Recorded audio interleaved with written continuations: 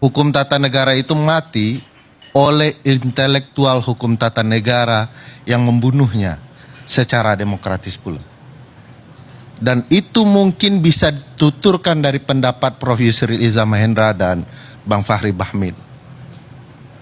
Misalnya pendapat Prof. Yusril sebelum menjadi kuasa hukum. Beliau menyatakan bahwa proses pencalonan Gibran itu cacat hukum. Sabar Bang. Saya klarifikasi saja supaya sebelum kesesatan Sabar. ini. Saya duduk di sebelah Prof. Yusril ketika beliau menyatakan itu. Pak Yusril itu tidak bilang cacat hukum, tapi Cacat problematis. Itu berbeda loh. Cacat hukum. Saya duduk di sebelah dia. Saya duduk Yusril di sebelah. bilang cacat hukum serius gitu Saya loh. duduk setelah beliau menyatakan cacat hukum. Ya silakan. Cacat hukum. Kedua, beliau menyatakan bahwa proses pemilihan presiden 2024 ini adalah proses pemilihan atas nama anak presiden. Itu clear. Saya duduk di sebelah. Nah, saya mau menceritakan bagaimana para intelektual hukum tata negara tidak jujur dalam banyak hal. Bahwa sebelum bercerita model putusan dan lain-lain, ada sebuah kerusakan yang luar biasa dalam proses. Dan itu seolah-olah mau dikesampingkan, padahal ada moralitas yang dibunuh di sana. Contoh, Bang Fahri tidak bicara bagaimana kacaunya putusan 90 itu. Ada 4 orang hakim bilang tidak sama sekali, ada perubahan untuk 169 pasal 169 huruf Q soal usia dan alternatifnya. Itu 4 orang.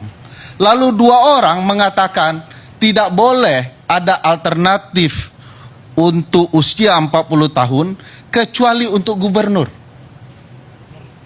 Dan 3 orang bicara boleh seluruh elected official sebagai alternatif selain usia 40 tahun. Ini no contest, tidak ada yang terjadi dengan putusan ini. Siapa yang bicara soal kekacauan ini? Mungkinkah ketua Mahkamah Konstitusi yang lama dipanggil untuk menceritakan apa yang terjadi terkait putusan 90 ini ketika dia mendaftarkan di hari libur perkara ini? Siapa yang hendak bicara ini? Siapa yang mau terbuka soal ini? Di sidang MK sendiri.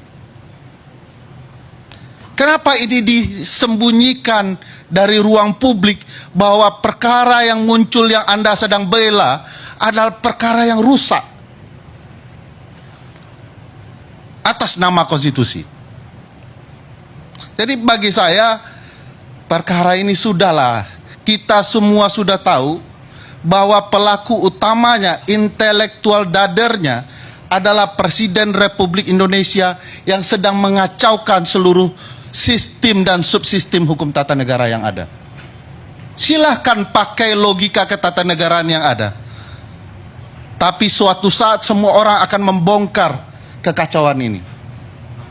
Dan pada titik itulah moralitas kita dipertanyakan dalam menghormati konstitusi kita. Saya mau ceritakan betapa kacaunya ini, termasuk kemudian di dalam perkara yang ada di Mahkamah Konstitusi, Bang Karni. Contoh, tadi pagi hingga siang kita bercerita soal Sirekap panjang sekali, 4 jam lebih saya pikir ya Bang Farid. Tetapi ujungnya saksi yang berupa vendor dari KPU mengatakan bahwa ini seluruh sistem Sirekap ini sebenarnya tidak dirancang untuk jangka panjang. Dan juga hasilnya patut diragukan karena sumber daya manusia di berbagai daerah berbeda-beda. Simpulannya begitu, bahwa Sirekap ini tidak penting-penting amat dan bakal kacau begitu. Penting untuk pembentukan opini publik, Pak. Ya penting dia mengakui bahwa ini kacau begitu ya.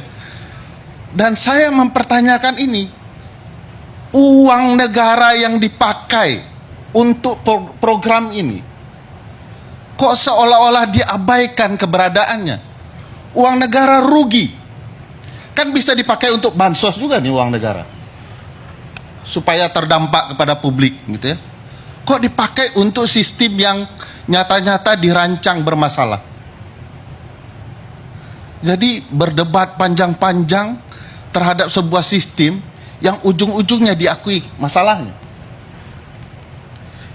Dan hari ini kita juga dipertontonkan sebenarnya 2 hari lagi kalau tidak salah, Jumat ya, para menteri akan dipanggil. Yang uniknya Bang Karni, untuk membongkar fakta kecurangan berkaitan dengan bansos dan lain-lain, dipanggil para menteri. Tapi kita harus ingat kepada siapa para menteri ini bekerja dan bertanggung jawab. Pasal 17 Undang-Undang Dasar mengatakan bahwa presiden dibantu oleh menteri-menteri. Pasal 3 Undang-Undang 39 tahun 2008 tentang Kementerian Negara mengatakan bahwa seluruh menteri bertanggung jawab kepada presiden. Saya ingin mengatakan, kalaulah kemudian ditemukan ya, atau setidak-tidaknya ada dalil dari para pihak bahwa presiden terlibat dan dituduh bertanggung jawab dalam praktik kecurangan ini, jangan lupa untuk juga memanggil intelektual dadernya, yaitu Presiden Republik Indonesia, karena para menteri bekerja untuk presiden dan bertanggung jawab kepada presiden.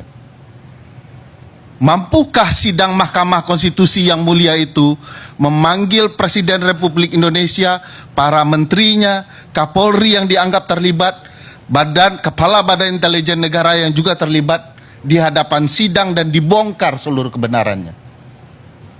Saya agak khawatir misalnya beberapa kemudian perdebatan tidak mengulas substansi soal kecurangan. Misalnya, beranikah kemudian diungkap apa peran Kapolri, apa peran para menteri, bagaimana program itu dijalankan?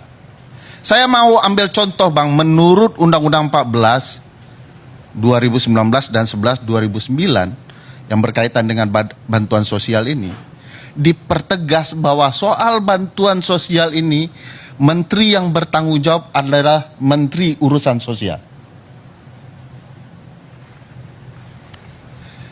Kenapa tiba-tiba ada bukti Pak Airlangga terlibat dalam bantuan sosial? Padahal ini bukan nomenklaturnya. Menteri koordinator bukanlah menteri teknis. Siapa pakar hukum tata negara yang bicara soal ini? Bukankah banyak pakar hukum tata negara di ruangan itu? Siapa yang bertanggung jawab soal ketentuan ini?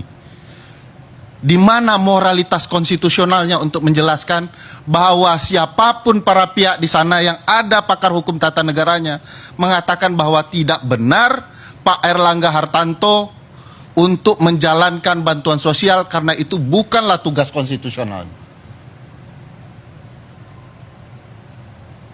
Bagi saya ini panggilan moral. Saya tidak peduli Bang Fahri di pihak yang mana, tapi sampaikan yang salah adalah salah di hadapan yang mulia itu.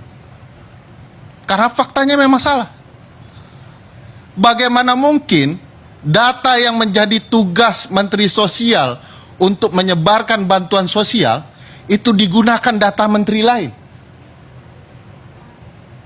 Padahal eksplisit di dalam undang-undang, baik soal bantuan sosial maupun undang-undang Kementerian Negara soal tugas-tugas masing-masing. Nah, ini panggilan nih untuk kesempatan besar bagi intelektual hukum tata negara yang juga mungkin para kuasa hukum.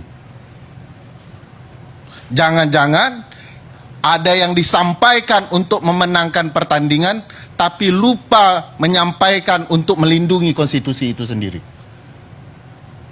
Saya agak khawatir dengan persidangan-persidangan seperti ini. Oleh karena itu, menurut saya, kalau hari Jumat besok para menteri dipanggil, ini harus dianggap seperti strategi makan bubur panas dari pinggir. Menterinya dulu dipanggil, dipertanyakan gitu ya, dan kemudian baru di tengahnya yaitu presiden itu sendiri untuk dipanggil.